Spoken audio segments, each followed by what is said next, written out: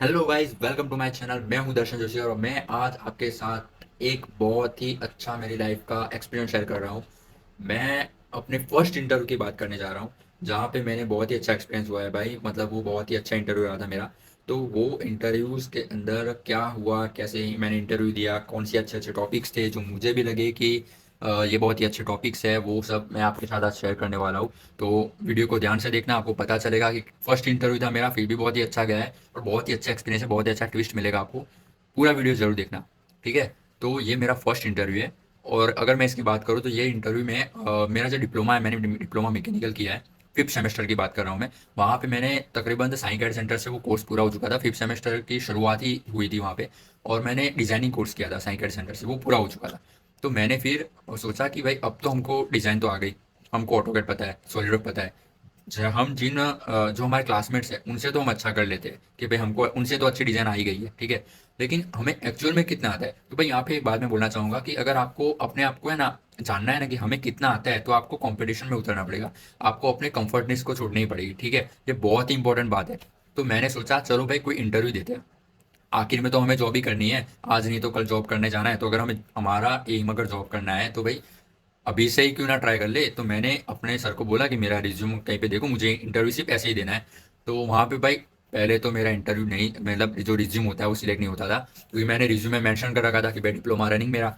तो वो बोलते थे भाई रनिंग है तो भाई रहने दो भाई, क्योंकि उनको चाहिए कि उनको क्या चाहिए, उनको जो 8 घंटे की वो जो जॉब रहेगी उनकी, या फिर जो 7-8 घंटे की जॉब है वो आप प्रॉपर जाओ। ऐसा नहीं कि हाफ टाइम गए, या स्टूडेंट हो तो अगर स्टूडेंट है ना तो वो ब्रेक्स भी ज़्यादा लेता है, मतलब लीव्स वो भी ज़्यादा होती है उनकी, इसलिए।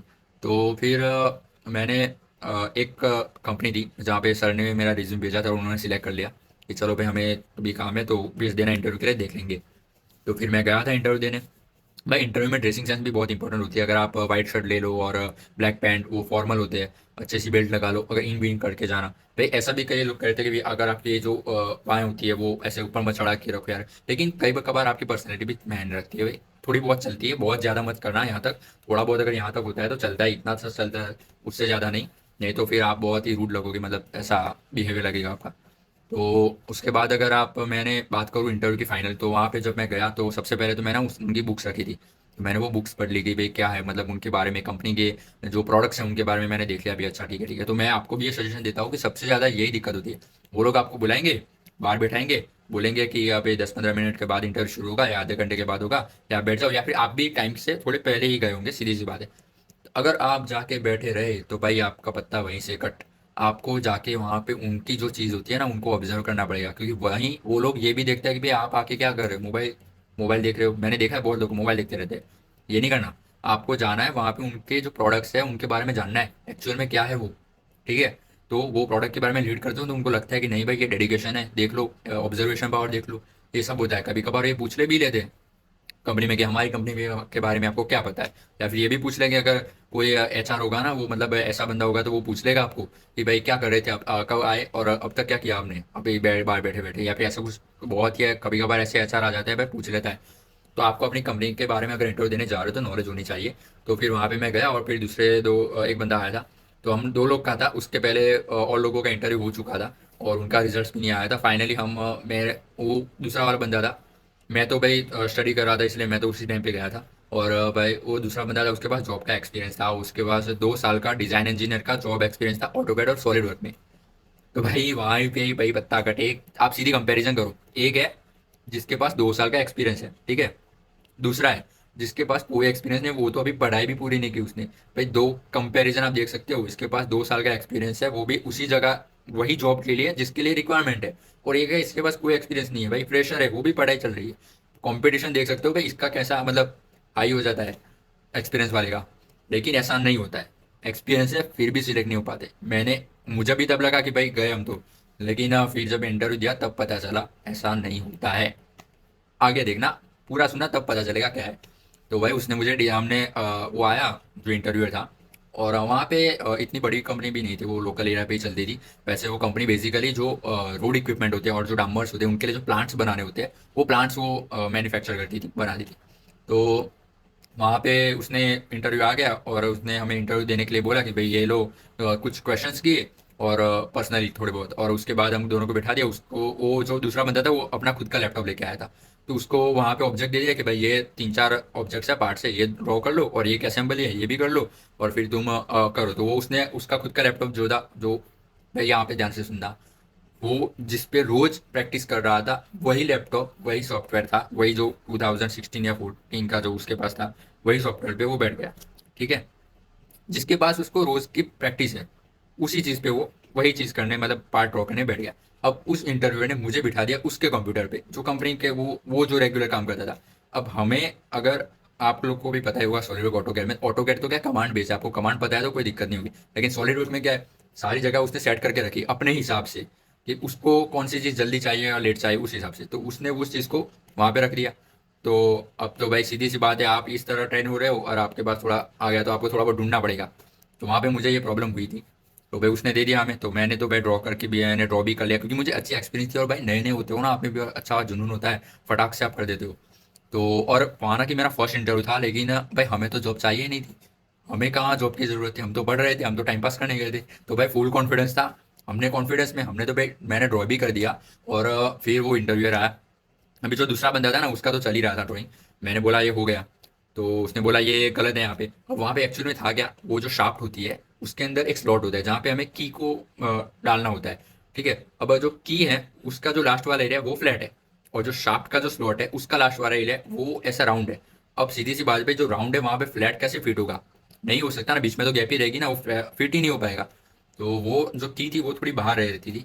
तो फिर वो मेट देते हो ना आप डायरेक्टली, तो फिर ऐसा होता है वो थोड़ी बाहर रहती है। तो फिर उसने बोला ये बाहर क्यों रह रही है, गलत है। मैंने बोला भाई ये गलत नहीं है, मैंने बोला आपकी डिज़ाइन गलत है। भाई वहाँ पे मैं तो कॉन्फिडेंस में था, मैंने तो बोल दिया कि भाई आपकी डिज़ाइन गलत है, भाई ये राउंड है ये फ्लैट है, ये कैसे फिट होगा।